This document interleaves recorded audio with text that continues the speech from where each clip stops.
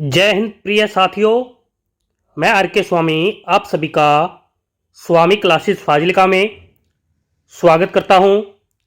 साथियों, आज की जो क्लास है मिश्रित प्रश्नमाला सीरीज की 25वीं क्लास रहेगी और आज की इस क्लास में हम हिंदी साहित्य और व्याकरण से संबंधित बहुत ही महत्वपूर्ण प्रश्नों का अध्ययन करेंगे जो कि अक्सर परीक्षा में पूछे ही जाते हैं।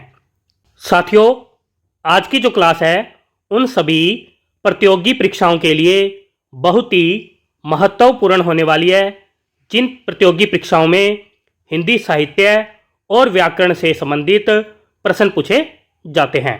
इसलिए वीडियो के अंत तक जुड़े रहें, वीडियो को लाइक और शेयर अवश्य करें।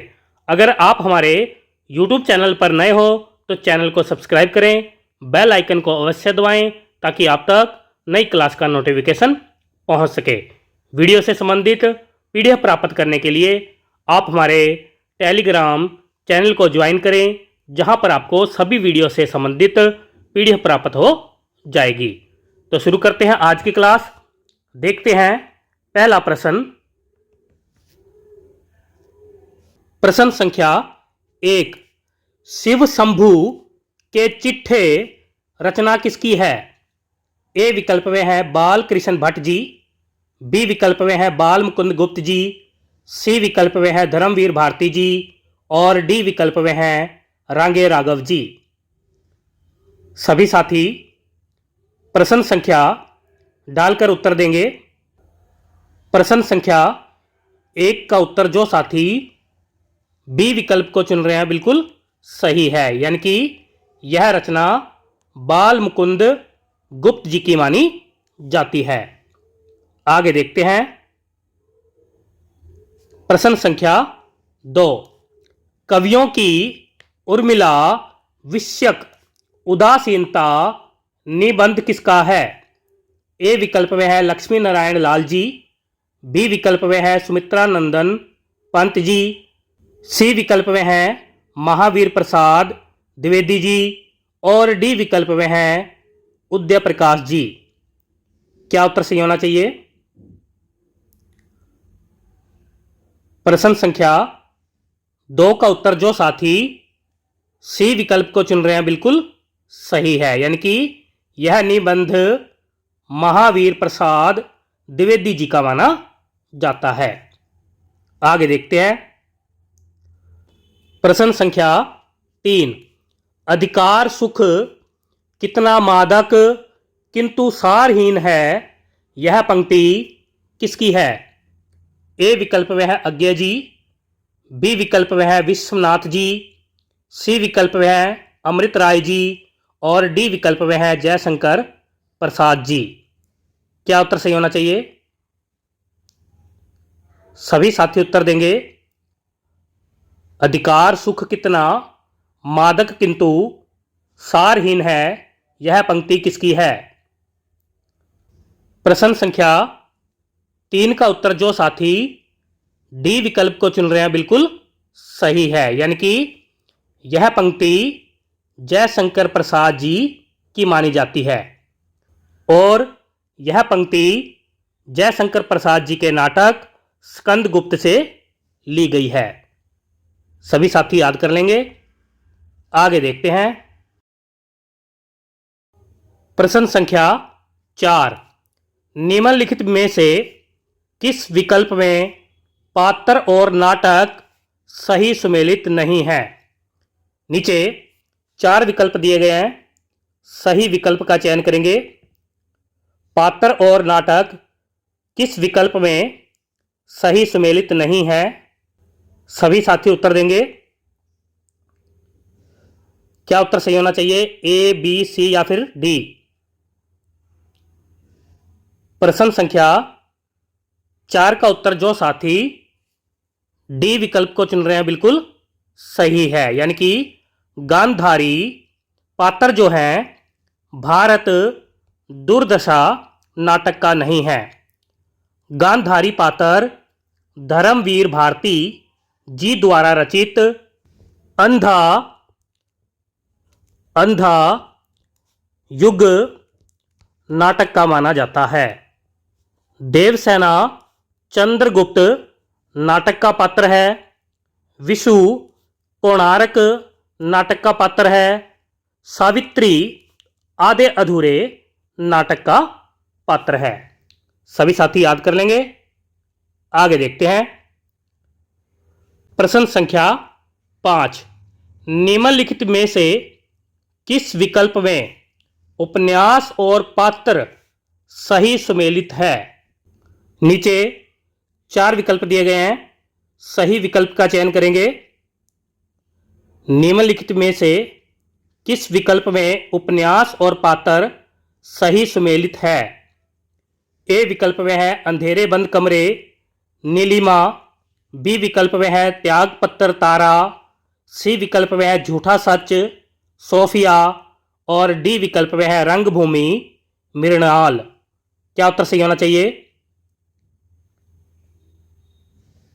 प्रश्न संख्या 5 का उत्तर जो साथी ए विकल्प को चुन रहे हैं बिल्कुल सही है, यानी कि नीलिमा अंधेरे बंद कमरे उपन्यास का पात्र है। त्याग पत्र उपन्यास का पात्र तारा नहीं मृणाल है। झूठा सच उपन्यास का पात्र सोफिया नहीं तारा है। और रंगभूमि उपन्यास का पात्र मृणाल नहीं सोफिया है। सभी साथी याद कर लेंगे। आगे देखते हैं। प्रश्न संख्या 6, मन लेत पै देत छटांक नहीं यह पंक्ति किसकी है? ए विकल्प में है रांगे राघव जी, बी विकल्प में है घनानंद जी, सी विकल्प में है बोधा जी और डी विकल्प में है दिनकर जी। क्या उत्तर सही होना चाहिए? मन लेत पै देत छटाक नहीं यह पंक्ति किसकी है? प्रश्न संख्या 6 का उत्तर जो साथी बी विकल्प को चुन रहे हैं बिल्कुल सही है, यानी कि यह पंक्ति घनानंद जी की मानी जाती है। आगे देखते हैं। प्रश्न संख्या 7, शेष महेश गणेश दिनेश यह पंक्ति किसकी है? ए विकल्प में है बिहारी जी, बी विकल्प में है नंददास जी, सी विकल्प में है रस खान जी और डी विकल्प में है सूरदास जी। क्या उत्तर सही होना चाहिए? प्रश्न संख्या 7 का उत्तर जो साथी सी विकल्प को चुन रहे हैं बिल्कुल सही है, यानी कि यह पंक्ति रस खान जी की मानी जाती है। आगे देखते हैं। प्रश्न संख्या 8, काशी का 80 उपन्यास किसका है? ए विकल्प में है मोहन राकेश जी, बी विकल्प में है काशीनाथ सिंह जी, सी विकल्प में है अमरकांत जी और डी विकल्प में है अमृत राय जी। क्या उत्तर सही होना चाहिए? काशी का 80 उपन्यास किसका है? प्रश्न संख्या 8 का उत्तर जो साथी बी विकल्प को चुन रहे हैं बिल्कुल सही है, यानी कि यह उपन्यास काशीनाथ सिंह जी का माना जाता है। आगे देखते हैं। प्रश्न संख्या 9, सदगति कहानी किसकी है? ए विकल्प में है जयशंकर प्रसाद जी, बी विकल्प में है यशपाल जी, सी विकल्प में है निराला जी और डी विकल्प में है मुंशी प्रेमचंद जी। क्या उत्तर सही होना चाहिए? प्रश्न संख्या 9 का उत्तर जो साथी डी विकल्प को चुन रहे हैं बिल्कुल सही है, यानी कि यह कहानी मुंशी प्रेमचंद जी की मानी जाती है। आगे देखते हैं। प्रश्न संख्या 10, बिसाती कहानी किसकी है? ए विकल्प में है जयशंकर प्रसाद जी, बी विकल्प में है मुंशी प्रेमचंद जी, सी विकल्प में है निर्मल वर्मा जी और डी विकल्प में है वृंदावन लाल वर्मा जी। क्या उत्तर सही होना चाहिए? बिसाती कहानी किसकी है? प्रश्न संख्या 10 का उत्तर जो साथी ए विकल्प को चुन रहे हैं बिल्कुल सही है, यानी कि यह कहानी जयशंकर प्रसाद जी की मानी जाती है। आगे देखते हैं। प्रश्न संख्या 11 है, दो बाके कहानी किसकी है? ए विकल्प में है भगवती चरण वर्मा जी, बी विकल्प में है अज्ञे जी, सी विकल्प में है भीषम सहानी जी और डी विकल्प में है मनु भंडारी जी। क्या उत्तर सही होना चाहिए? प्रश्न संख्या 11 का उत्तर जो साथी ए विकल्प को चुन रहे हैं बिल्कुल सही है, यानी कि यह कहानी भगवती चरण वर्मा जी की मानी जाती है। आगे देखते हैं। प्रश्न संख्या 12 है, अकाल में सारस रचना किसकी है? ए विकल्प में है केदारनाथ अग्रवाल जी, बी विकल्प में है केदारनाथ सिंह जी, सी विकल्प में है भारत भूषण अग्रवाल जी और डी विकल्प में है जयशंकर प्रसाद जी। क्या उत्तर सही होना चाहिए? अकाल में सारस रचना किसकी है? प्रश्न संख्या 12 का उत्तर जो साथी बी विकल्प को चुन रहे हैं बिल्कुल सही है, यानी कि यह रचना केदारनाथ सिंह जी की मानी जाती है। आगे देखते हैं।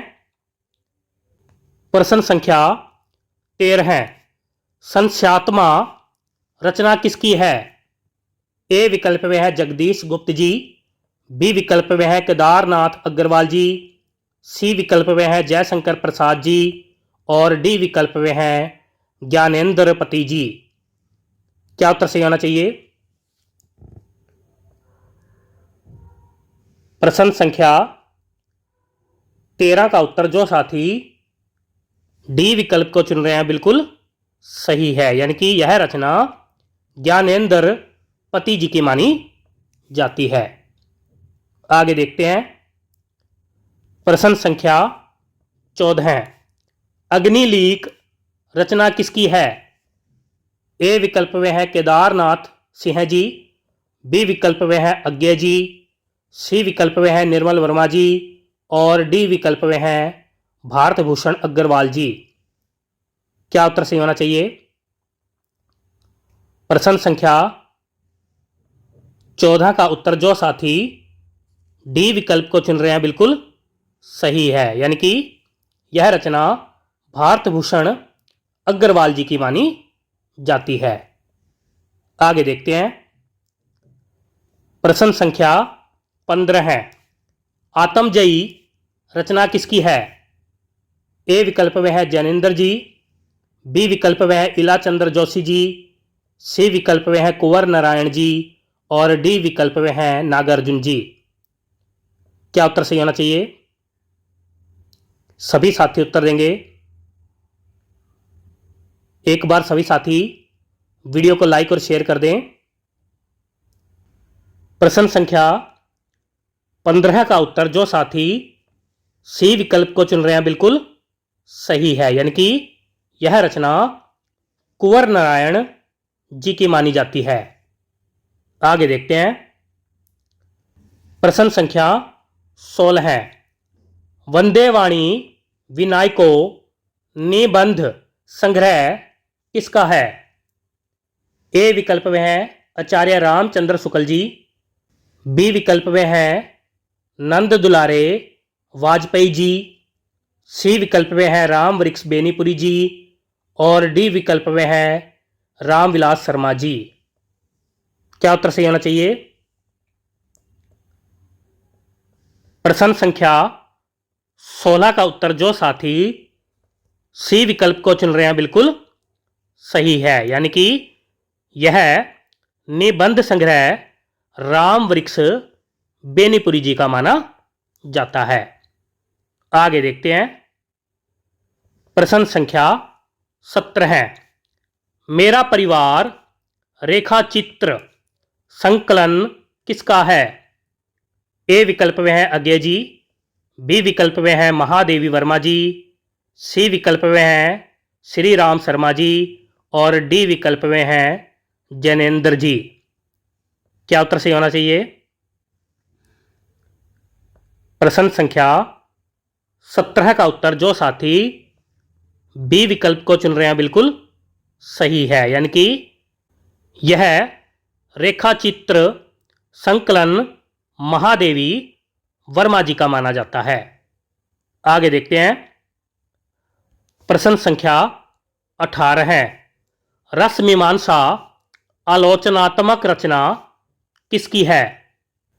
ए विकल्प में है डॉक्टर नगेंद्र जी, बी विकल्प में है आचार्य रामचंद्र शुक्ल जी, सी विकल्प में है डॉक्टर रामविलास शर्मा जी और डी विकल्प में है निराला जी। क्या उत्तर सही होना चाहिए? सभी साथी उत्तर देंगे। रस मीमांसा आलोचनात्मक रचना किसकी है? प्रश्न संख्या 18 का उत्तर जो साथी बी विकल्प को चुन रहे हैं बिल्कुल सही है, यानी कि यह आलोचनात्मक रचना आचार्य रामचंद्र शुक्ल जी की मानी जाती है। आगे देखते हैं। प्रश्न संख्या 19। बसो मेरे नैनन में नंदलाल यह पंक्ति किसकी है? ए विकल्प में है रघुवीर साहे जी, बी विकल्प में है रांगे राघव जी, सी विकल्प में है महादेवी वर्मा जी और डी विकल्प में है मीराबाई जी। क्या उत्तर सही होना चाहिए? प्रश्न संख्या 19 का उत्तर जो साथी डी विकल्प को चुन रहे हैं बिल्कुल सही है, यानी कि यह पंक्ति मीराबाई जी की मानी जाती है। आगे देखते हैं। प्रश्न संख्या 20। आवारा मसीहा रचना किसकी है? ए विकल्प में है अमरकांत जी, बी विकल्प में है विष्णु प्रभाकर जी, सी विकल्प में है अमृत राय जी और डी विकल्प में है केदारनाथ सिंह जी। क्या उत्तर सही होना चाहिए? आवारा मसीहा रचना किसकी है? प्रश्न संख्या 20 का उत्तर जो साथी बी विकल्प को चुन रहे हैं बिल्कुल सही है, यानी कि यह रचना विष्णु प्रभाकर जी की मानी जाती है। आगे देखते हैं। प्रश्न संख्या 21। ध्रुपद गायन का संबंध किस भाषा से है? ए विकल्प में है अवधी, बी विकल्प में है ब्रज भाषा, सी विकल्प में है खड़ी बोली और डी विकल्प में है बुंदेली। क्या उत्तर सही होना चाहिए? सभी साथी उत्तर देंगे। ध्रुपद गायन का संबंध किस भाषा से है? प्रश्न संख्या 21 का उत्तर जो साथी बी विकल्प को चुन रहे हैं बिल्कुल सही है, यानी कि ब्रज भाषा से संबंध है। आगे देखते हैं। प्रश्न संख्या 22।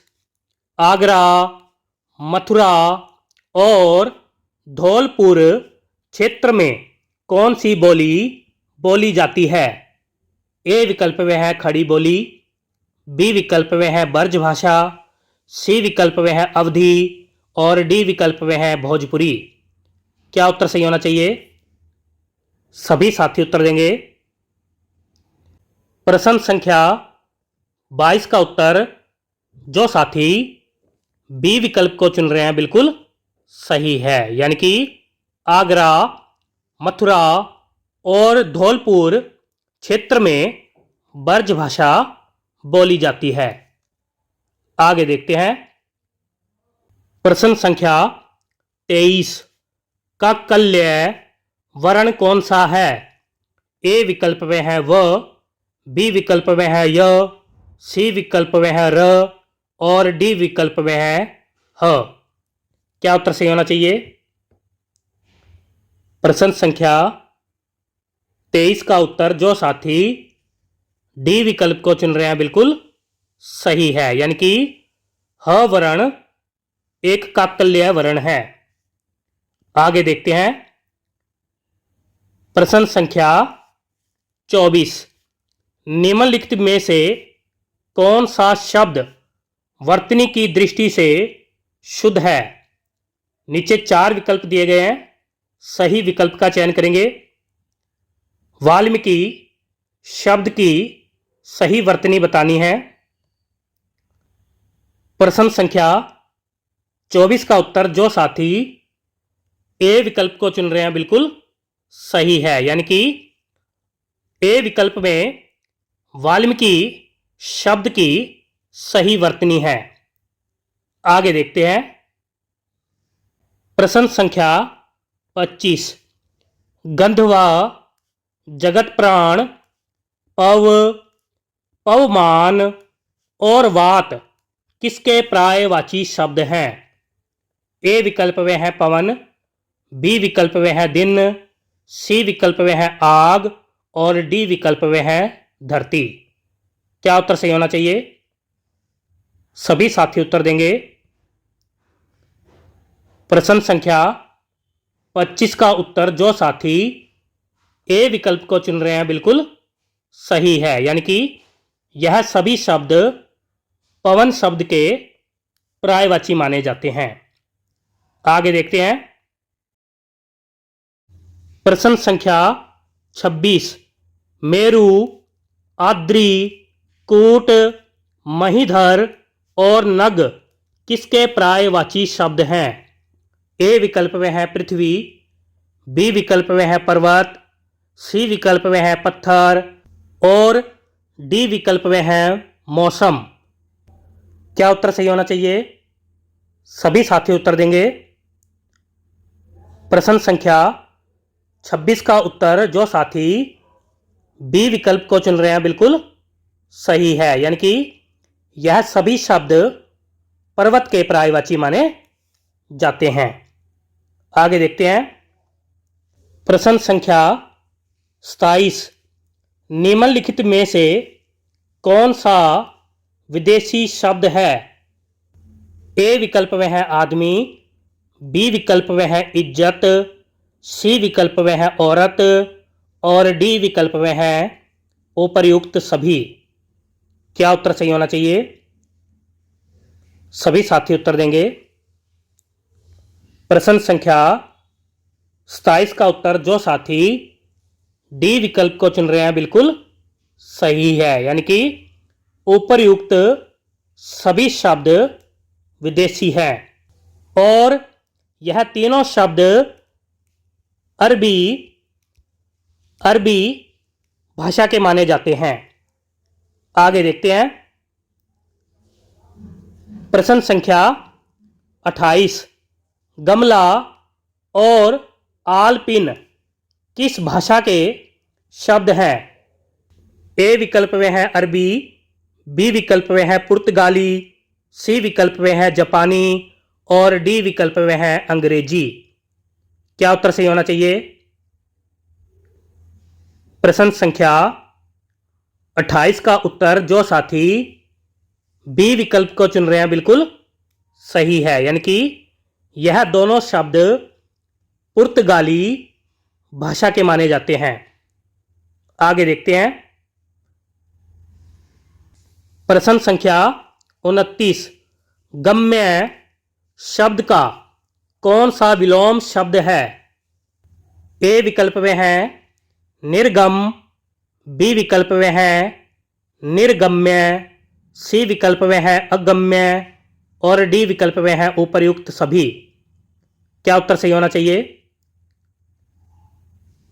प्रश्न संख्या 29 का उत्तर जो साथी सी विकल्प को चुन रहे हैं बिल्कुल सही है, यानी कि गम्य शब्द का विलोम अगम्य होता है। आगे देखते हैं। प्रश्न संख्या 30, हरि, शब्द का अनेकार्थी शब्द कौन सा है? ए विकल्प में है विष्णु, बी विकल्प में है हाथी, सी विकल्प में है घोड़ा और डी विकल्प में है उपर्युक्त सभी। क्या उत्तर सही होना चाहिए? सभी साथी उत्तर देंगे। हरि शब्द का अनेकार्थी शब्द कौन सा है? प्रश्न संख्या 30 का उत्तर जो साथी डी विकल्प को चुन रहे हैं बिल्कुल सही है, यानी कि उपर्युक्त सभी शब्द हरि शब्द के अनेकार्थी हैं। सभी साथी याद कर लेंगे। प्रिय साथियों, ये थे आज के बेहतरीन 30 प्रश्न जो कि अक्सर परीक्षा में पूछे ही जाते हैं। आशा करता हूं आज की इस क्लास में आपको बहुत कुछ नया सीखने को मिला होगा। इसी प्रकार से निरंतर अध्ययन करने के लिए चैनल को सब्सक्राइब करें, बेल आइकन को अवश्य दबाएं ताकि आप तक नई क्लास का नोटिफिकेशन पहुंच सके। वीडियो को लाइक और शेयर अवश्य करें। अगर आपने हमारी अभी तक पहली वाली क्लासें नहीं देखी है तो आप प्लेलिस्ट में जाकर उन क्लासों को अवश्य देखें और हिंदी की बेहतर तैयारी करें। तो मिलते हैं अगली क्लास में कल रात 8 बजे। तब तक के लिए जय हिंद।